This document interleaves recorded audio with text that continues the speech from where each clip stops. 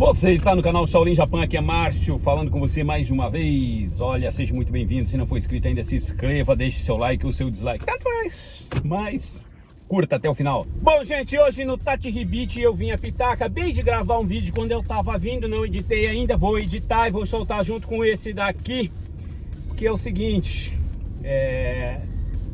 eu tava falando justamente do número de pessoas infectadas na província de Saitama. E o que aconteceu é o seguinte, aqui hoje, Saitama não, Gunma. É o seguinte, hoje eu quero falar com vocês a respeito de uma situação que está acontecendo aqui no Japão, na província de Gunma. Gunma é a província talvez com mais número de estrangeiros no país. Existe uma cidade que se chama Oizumi e dizem que lá é a Brasilândia, né, no Japão. Eu já estive lá várias vezes, não vi tantos brasileiros assim. A cidade é pequena comparada com outras cidades, igual lá pro lado de Nagoya, onde acredito eu que tem mais estrangeiros do que aí em Gunma. Mas dizem que esse é o epicentro dos brasileiros, vamos dizer assim, aqui no Japão. E está acontecendo um fator que está me preocupando, tá? Eu não posso afirmar para vocês que é isso, que aquilo, esses comentários não saiu, é simplesmente o ponto de vista do Shaolin falando para vocês o que ele pensa. A prefeitura de Oizumi, o estado de Gunma, né, o governador de Gunma, estão preocupadíssimos com o número de corona que está aumentando no estado. Não é um número alarmante ainda, porque Tóquio, que é a principal, né? Tóquio e Osaka são os dois principais epicentros no país hoje. E eles, ontem teve aí uma média de 200, 220 casos confirmados. Lembrando que os casos de mortes, os números de mortes são muito pouco no Japão. O que não agrada a nova ordem mundial, né? Aí, lá em Gunma, alegou o governo, tanto local como estadual, né, tanto o prefeito de Oizumi como o governador do estado, de que o número de brasileiros infectados e infectando são muito grande, é muito grande. Assim sendo, me levantou uma anteninha que ficou chacoalhando e tentando captar o que poderia estar acontecendo por aí. E me veio na cabeça uma situação que acontece muito no Japão. O Japão, todos sabem, é uma ilha. E uma ilha, dizem os moradores, que por eles serem uma ilha, eles têm uma forma de pensar diferente dos outros que moram em continentes. Porque eles são isolados, então eles têm uma forma de pensar mais ou menos única, unificada. E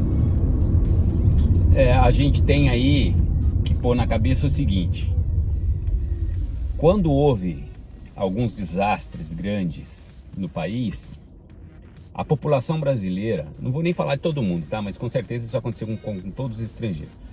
Mas como somos brasileiros, vamos falar do Brasil.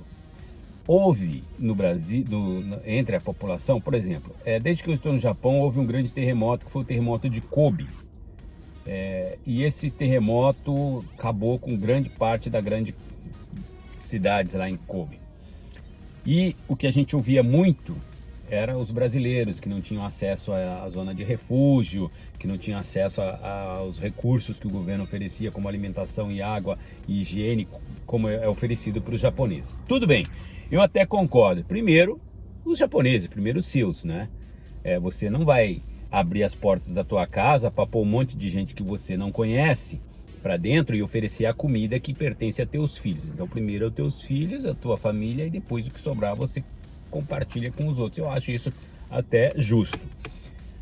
Mas, segundo os relatos de alguns brasileiros, o fato foi extremamente ridículo, porque a discriminação ficou estampada na cara. Lembrando que os brasileiros foram os que mais se dedicaram na construção, reconstrução e salvamento das pessoas durante o terremoto. Vários brasileiros também faleceram nesse terremoto, perderam suas vidas, outros salvaram, vamos botar aí, dezenas de vidas, e não foram reconhecidos, não foram homenageados, absolutamente nada, certo? E depois disso houve, né, outros terremotos, foi o de Fukushima. aí chegamos a um ponto estratégico. O que aconteceu em Fukushima foi que, pelo terremoto ter sido grande, ter tido tsunami, gente, não é tsunami, não é tsunami, é tsunami. Então, visualmente o impacto foi muito grande, tá? E esse impacto visual causou a emoção irracional no povo. Então muitos brasileiros abandonaram o país, assim, do dia para noite, tá? Não só brasileiros. Tem um jogador de futebol aí, um tal de Strajkovic. Eu não gosto dele, nunca gostei, porque ele é um jogador muito bom de bola, mas indisciplinado, arrogante, mal educado e cospe na cara de juiz, cospe na cara de japonês, bate, chuta, faz carnavalzinho de louquinha mesmo, de louquinha. Sabe aquelas bichonas que solta louca? Então, é igualzinho. E os caras batem palma pro cara. Show de bola. Isso que eu não consigo entender, gente. Não me entra na minha cabeça. Às vezes o cara é todo certinho e os caras não gostam dele. E aí o cara é todo atropelado e aí vem... Vocês não entendem, mas deixa isso pra lá.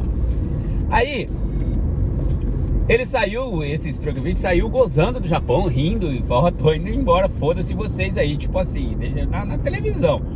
E foi-se embora.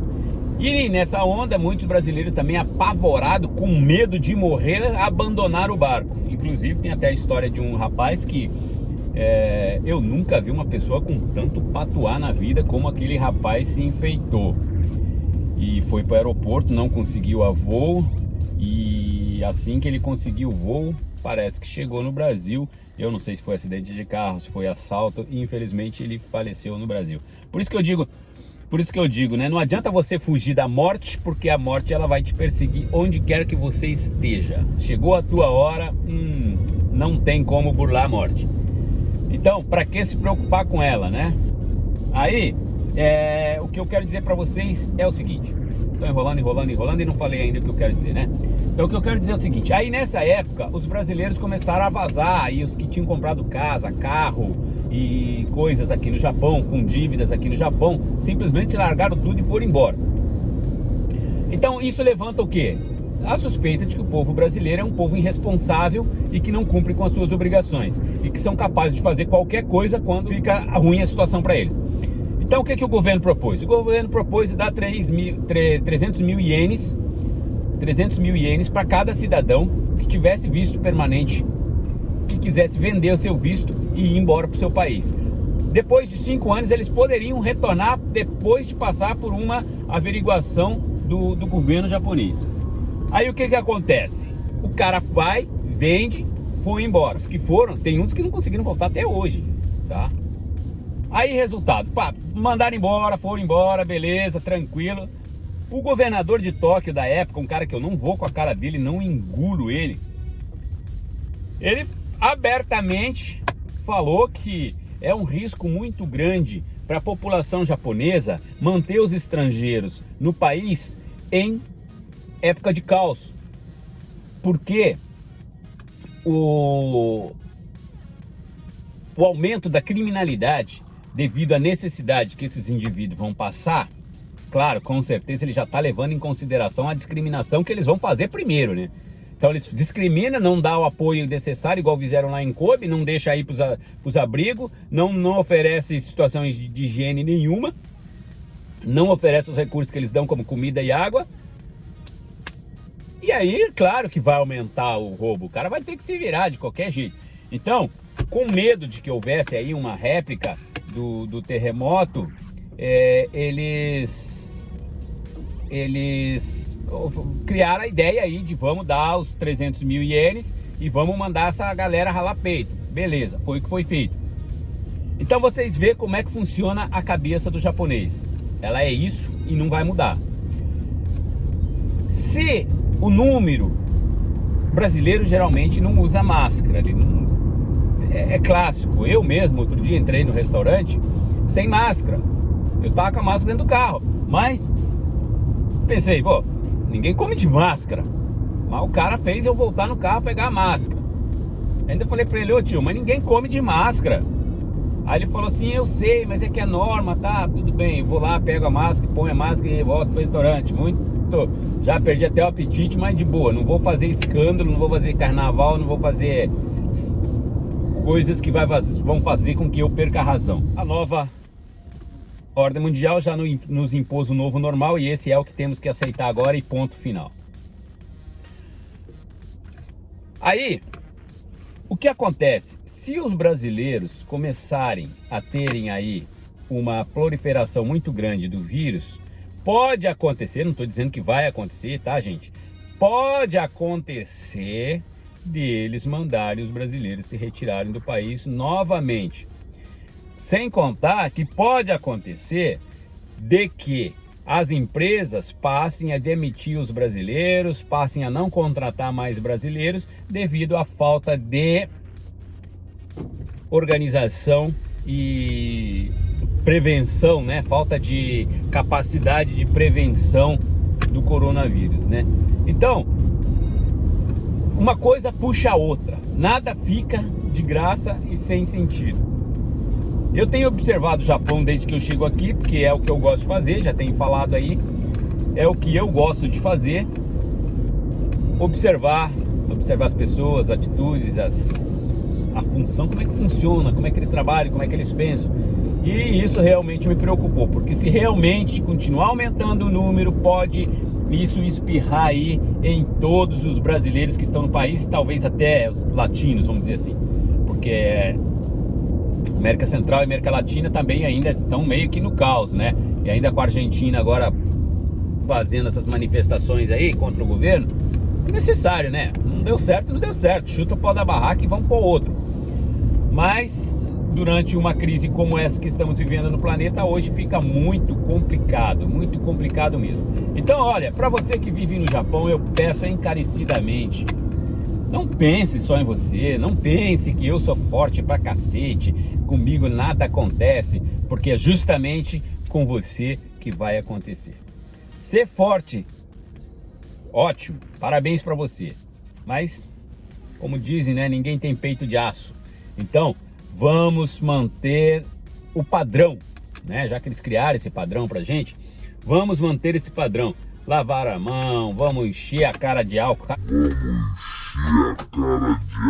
Cara, não, lavar as mãos com álcool, lavar tudo com álcool, usar máscara e vamos evitar, porque depois que pegar, mano, nem todo mundo morre. No Japão tá morrendo pouca gente, mas a gente não sabe o que a sorte está preparando pra gente, certo?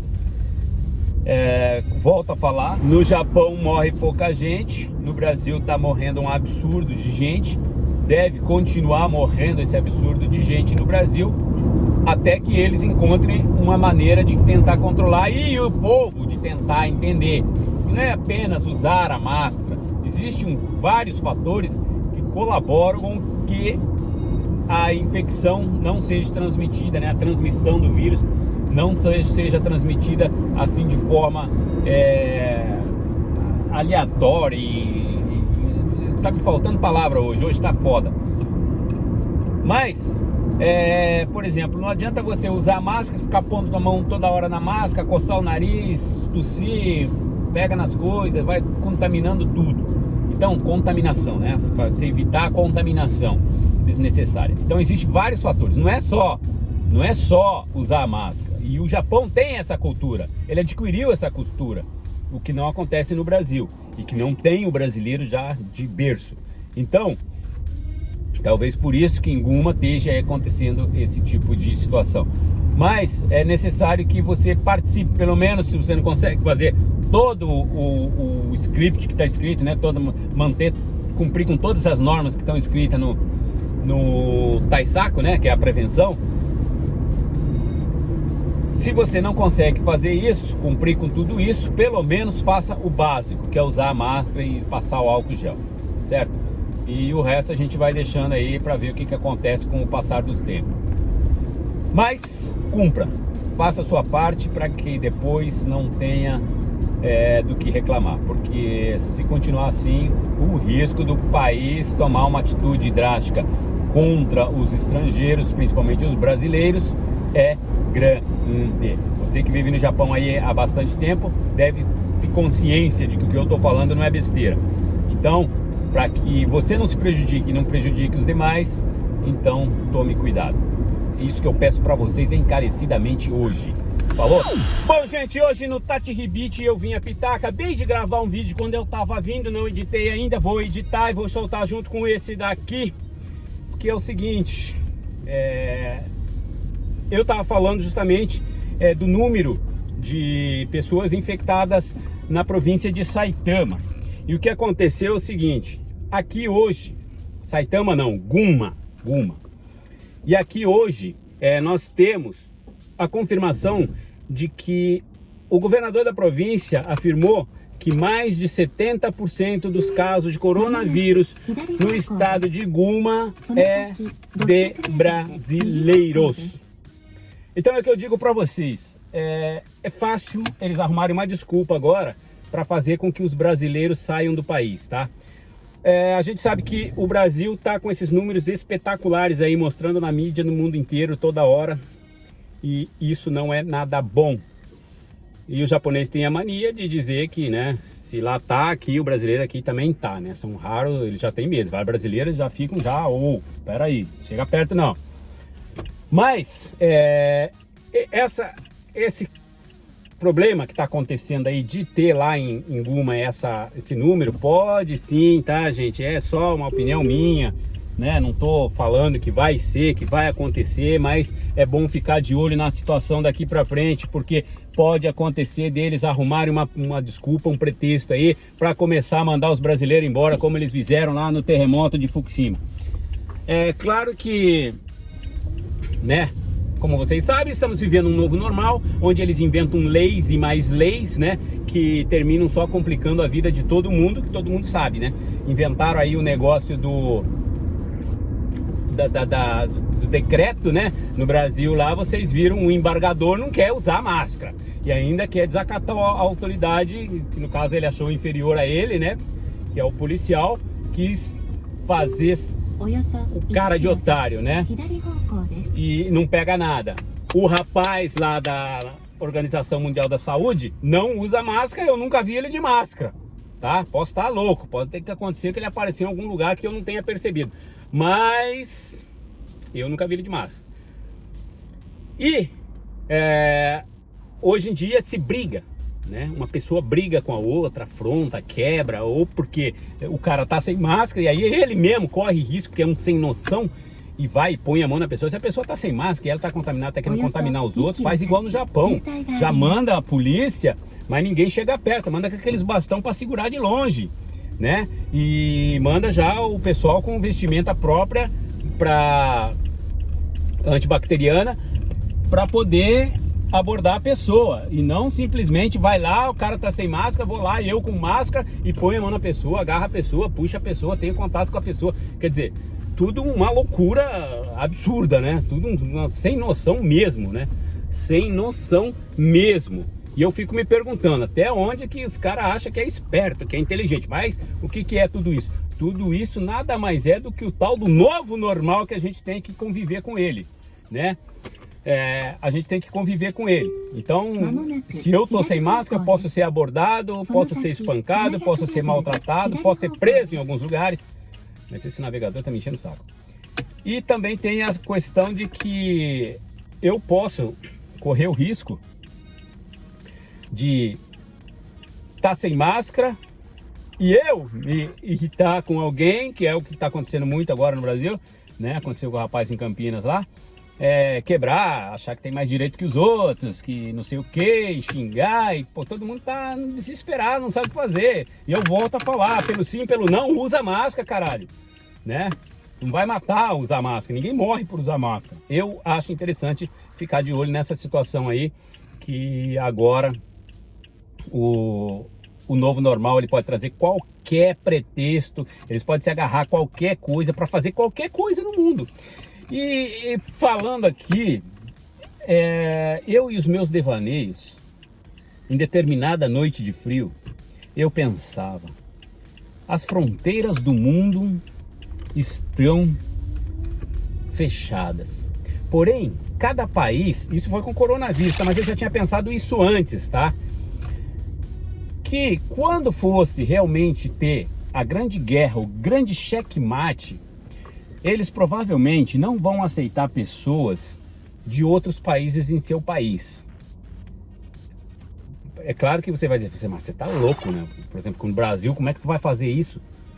Nos Estados Unidos, como é que tu vai fazer isso? No Japão mesmo, como é que tu vai fazer isso? Eu não sei se vocês sabem, no Japão, grande parte da grande elite japonesa, ela é feita de coreanos, norte-coreanos e sul-coreanos que foram trazidos para cá ou vieram para cá na época da guerra. E depois que acabou a guerra, eles tiveram que fazer uma anistia com as pessoas e aí terminaram dando cargos de policiais, diretores de polícia, ministro disso, ministro daquilo. Então tem aí um grande vácuo, né, problemático em tudo isso. Então não é fácil. Mas nos meus devaneios eu cheguei a pensar que quando chegar a hora de eles separarem o joio do trigo ou resolverem criar aí uma grande confusão internacional, é ideal para eles que eles tenham tudo divididinho, cada indivíduo no seu país.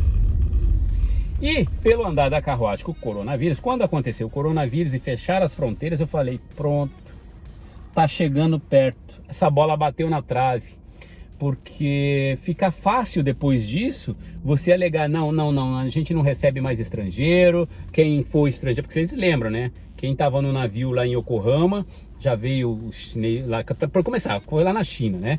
Então já foram buscar, né? Fizeram até o Brasil ir lá buscar os seus cidadãos. E isso pode acontecer deles terminarem retirando todos os seus conterrâneos dos países que eles estão vivendo. E eu fiquei pensando, né? Falei, bom, tiraram os caras ali dos Estados Unidos, né?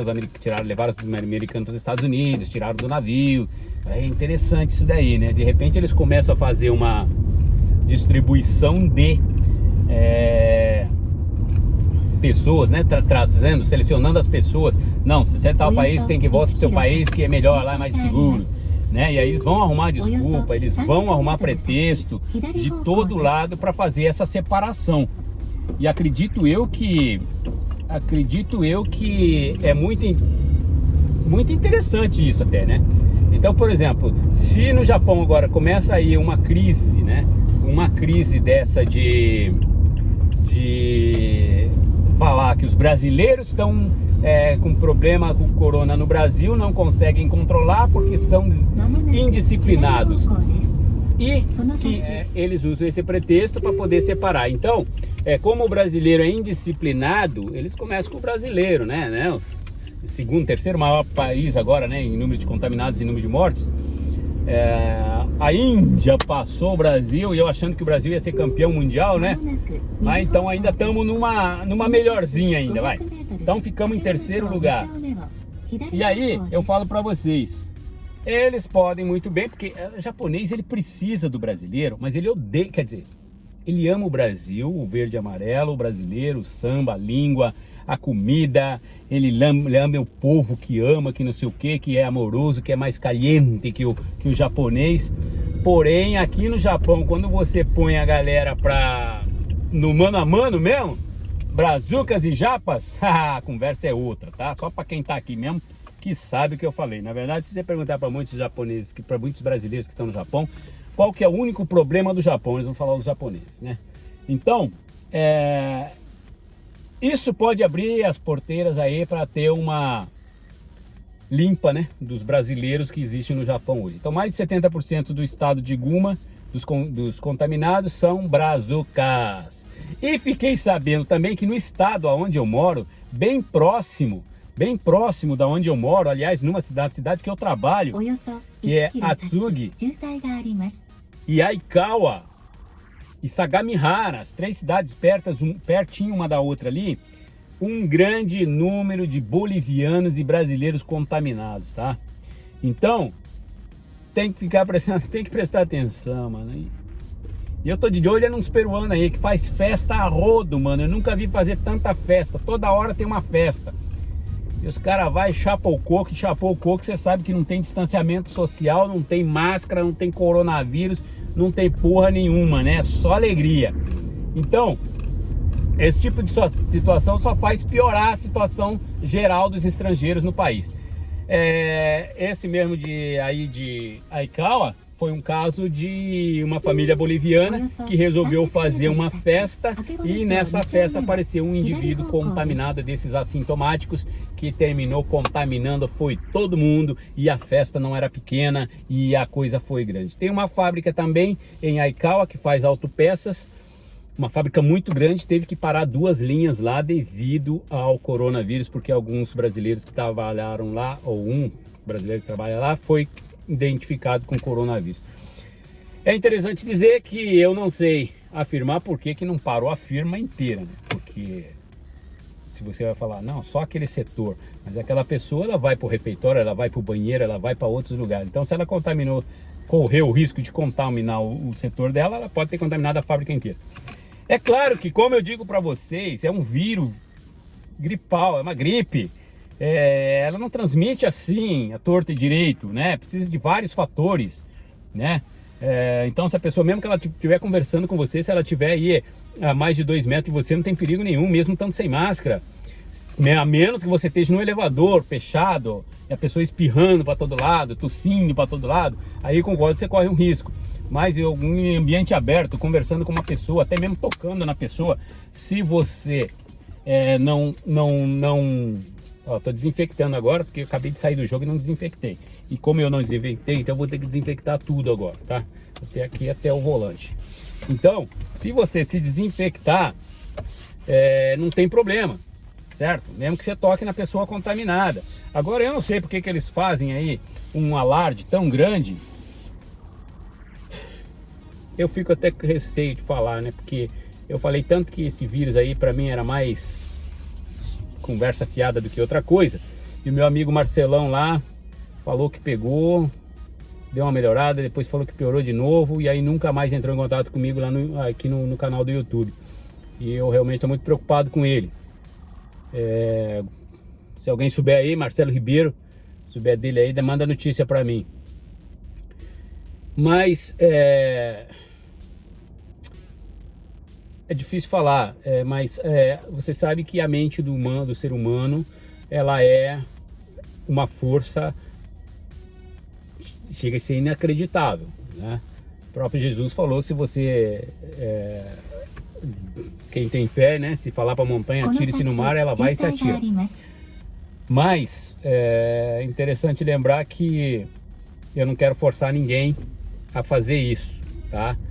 Mas, na minha opinião, o medo, o pânico, que essa epidemia, para mim, ela é pior do que a própria epidemia do vírus, e ela termina atraindo. Como eu já falei para vocês, eu já assisti sou fanático, sou vidrado, sou viciado em investigação Discovery, né? Que você tem, sabe, lá tem os crimes lá que acontecem, as investigações, tudo, pá.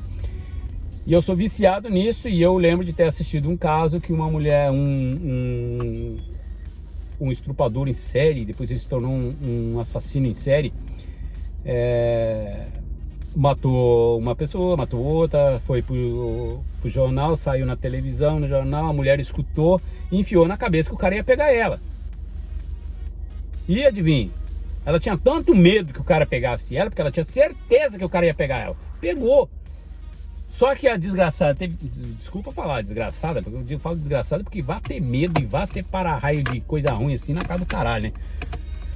Mas ela tinha tanto medo, de que o cara pegasse ela, e certeza ao mesmo tempo que o cara ia pegar, que ela falava para as amigas, ele vai me pegar, ele vai me achar, eu tenho medo, alguém me liga para mim, alguém dorme comigo, alguém... Que terminou que pegou. E só que ele não conseguiu matar ela. E adivinha? O cara não conseguia ser preso, o cara não foi preso, e passado alguns tempos essa mulher me muda de endereço com medo do cara voltar lá para terminar de fazer o que ele não conseguiu fazer na primeira vez. E adivinhem vocês? Adivinhem vocês? Pois é, pegou ela de novo. Para vocês verem que a certeza dela era tanta que o cara ia pegar ela, que o cara pegou ela de novo, 2 vezes. E para mim, isso mais foi o medo dela e a certeza, e misturado com aquela certeza que ela tinha de que ia pegar, do que outra coisa. E é o que acontece com o vírus hoje. O medo que as pessoas têm de pegar termina... Aí você vai falar, pô, mas você tá me tirando, cara. Aí tu vem falar que os brasileiros são indisciplinados. Se eles são indisciplinados é porque eles não têm medo. Se não têm medo, então estão morrendo tanto por quê? Pois é, aí que eu falo para vocês. Existe as controvérsias, né? Existe os conflitos de informações, porque são muitas informações, são muitos detalhes espalhados pelo mundo que eles mesmos entram em contradição entre eles. A gente termina criando uma mensagem, uma ideia falsa da coisa e pode terminar fazendo uma noção errada do que realmente está acontecendo. Mas eu ainda tenho para mim que, não que eu sou forte, que eu não vou pegar, mas eu não preciso ter medo. Eu tenho que ter confiança de que o que eu estou fazendo para me proteger é o suficiente e fazer. Não é eu não vou pegar, então eu não vou usar máscara, eu não vou lavar a mão, eu não vou... É diferente, tá, gente? Entendam isso. E Guma, agora em Kanagawa também, essa família de boliviana aí vai saber para quanto já não passou, né? Porque quando chega de passar para um, porque se um chegou na festa, contaminou todo mundo, imagina esse todo mundo até descobrir quanto não foi contaminado, quantos já não contaminou, né? E essa é a preocupação maior. Então vamos ficar espertos, gente. Vocês trabalham, vocês são aí funcionário fixo ou não seja fixo, seja contratado temporal, como é que fala? Contratado temporal, não tem problema. Cumpra com as regras, mostre para o povo japonês que você faz parte da intenção deles de combater o vírus da maneira com que eles combatem. Faça parte da comunidade brasileira, se misture para não ser identificado. Porque todo aquele que quer ser diferente se destaca, e prega o que se destaca leva a martelada. Vocês têm que entender isso. Então, gente, essas eram as notícias que eu queria falar para vocês. Já tinha feito o vídeo de manhã, agora complemento com esse daqui, tirando as informações que eu recebi hoje aqui durante o jogo, com os meus amigos que estavam apitando, o DJ e a galera toda aí que trabalhou com a gente aí. Beleza, gente? Então era isso. E vou ficando por aqui de novo. E até o próximo vídeo. Fui. Tchau. Tô cansado pra cacete. Fique um pouquinho aqui com o futebol de praia de hoje. Fui. Tchau. まずはじめに我々選手をはじめ会場にいるすべての人たちより医療従事者の方々とコロナウイルスと戦うすべての人たちへ向けてエールと感謝の気持ちを込め拍手を送りたいと思います。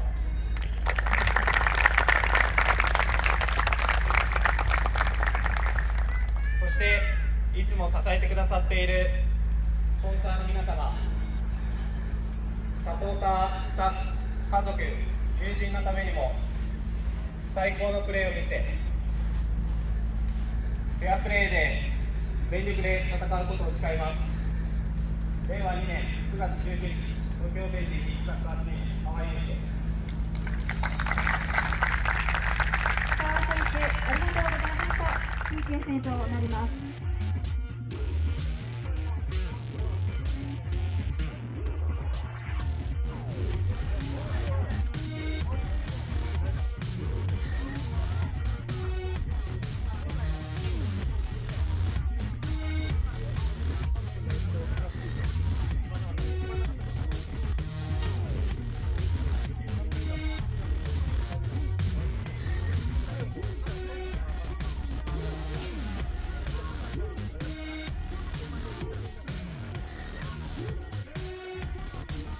手に汗握る展開となっております。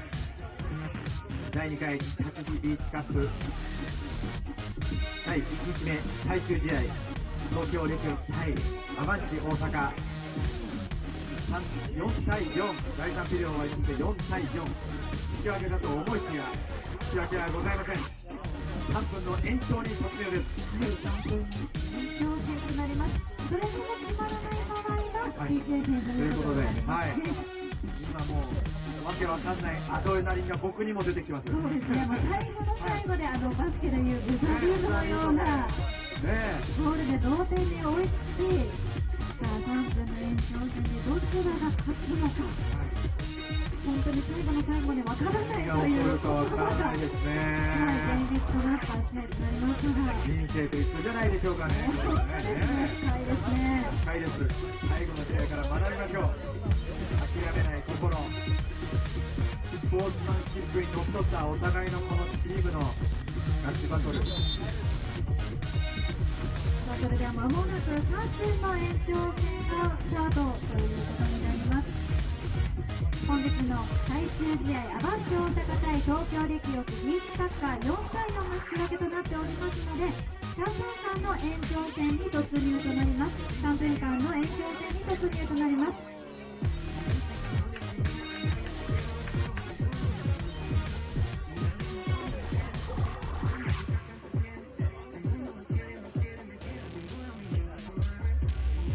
選手たちはね、今日のヒーローになるのは俺だと思ってピッチにねそうですね、入ってるでしょうから、さあもうここで試合を決める選手が今日のヒーローに間違いなくなる。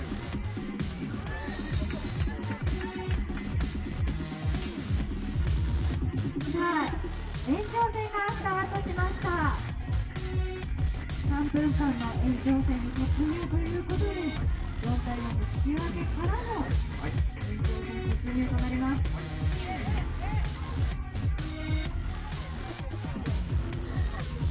本当に第1ピリオドから白熱した戦いが続いていますけれども、どちらが勝ってもおかしくないぐらい、お互いの攻撃というプレーが続いていますよね。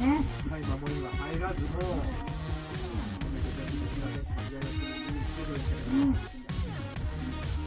またより一層選手たちの目がちらついているというか、身体にいけないですからね。ですから前線へもう抱えて見せて体を張って、さあ右抜けて打ち抜く。ここで決めました。足立大阪背番号6、三木聖斗選手のゴールです。素晴らしい振り向きざまの一発一撃。止めましたね。ここでやれるっていう集中力素晴らしい選手素晴らしいですね。相手を背負いながら振り向きざまの一発を対応しているのはね、反対的にかなり緊張しますけども、ただレキオスも最後の最後で決めてくるという、先ほどのドラマチックな、どうなるかまだわからないですが、そういう選手強いですよ、実際。相手に体を預けて、前線で森選手がボールを呼び込む。一回戻して、時間はわずかなので、さあここからキーパー狙ってくる。ボールを弾いて前線へ走り込んでくる。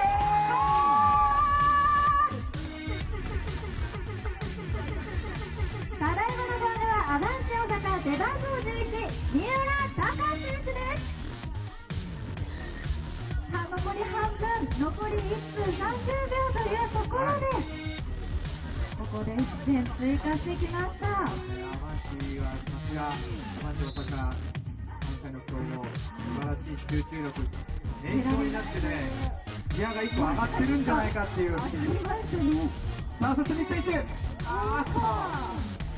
いシュートを放っていきます。